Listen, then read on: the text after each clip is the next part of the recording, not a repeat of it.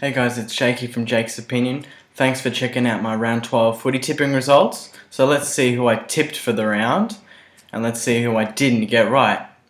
Okay, so it looks like I tipped Adelaide, I tipped West Coast, I tipped Richmond, I tipped Kangaroos, I tipped Hawthorn, and my risk was Port. Now let's see who I got right. Did I get West Coast right? Yes, I did, by 10 points. Close game, just got to the line. I don't care, I still got the tip.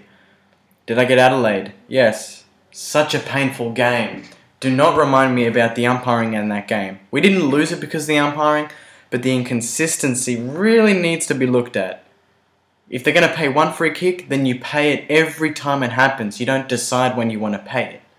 But ignoring that, I got the tip, which I'm kind of happy about. Next game was the Richmond GWS, which was a very close game. I thought I was going to lose that tip for most of the game, actually. Again, like I said last time, Kevin Sheedy, he knows what he's doing. He knows how to make them men. They're not just 18-year-olds. They're 18-year-olds, but they're tough. They're mature bodies that just allow them to get into games more. But Gold Coast, they responded after their big loss last week. They nearly beat North. And North, although they did win, I got the tip, which means I'm 4 out of 4. They weren't convincing, and they've got St Kilda next, who are going to come off a bye, and they're going to be in a bit of trouble, I think. Today's games, obviously, Hawthorn did the job against Brisbane. I thought Brisbane were going to put up a bit more of a fight than that. They started well, but they fell away. And lastly, my risk, which just annoys me. I thought they really had a chance. I didn't think Bulldogs were going to... I thought, yeah, sure, Bulldogs were going to win, but not the way they won. They won by 40 points, and they weren't challenged for at all that entirety of the game. They won it easy. It was shocking. I thought that risk was one of the, risks that were actually going to pay off, but they didn't, and that's disappointing.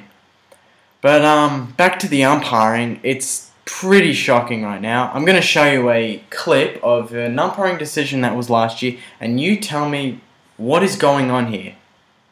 Long ball in, Jolly. Free kick, I think, to Harding. This one too. Oh no, Collingwood.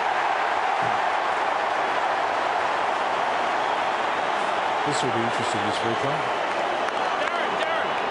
So Collingwood are going to hit the front. Jolly wastes no time and puts them in front for the first time today. Let's have a look at this. Well, what's that paid for? I doubt very much whether you could ping one and not the other. That is amazing, isn't it? Who's pushed in the end there? Alright, now let's look at this one more time. They're both doing the same thing. Their arms are in the same positions. Their eyes are on the ball, and then they both let go at the same time. Play on, umpire. That is not a free kick. My point is that even though this was last year, the stuff is happening this year, and we need to address it. Otherwise, these guys here are going to cop a lot more of this, but with a few swear words and probably a few things thrown at them. But anyway, to my clip of the week now. It's probably the greatest point you're ever going to see. What have the Eagles got now? Nat Nui been in fight for 59 minutes, handball it to himself from 50 over the top. Oh, jeez, that would have been unbelievable. That might have been the goal of the century then. Nick Nat Nui playing with his own ball in his own team. Look at this. Oh boy.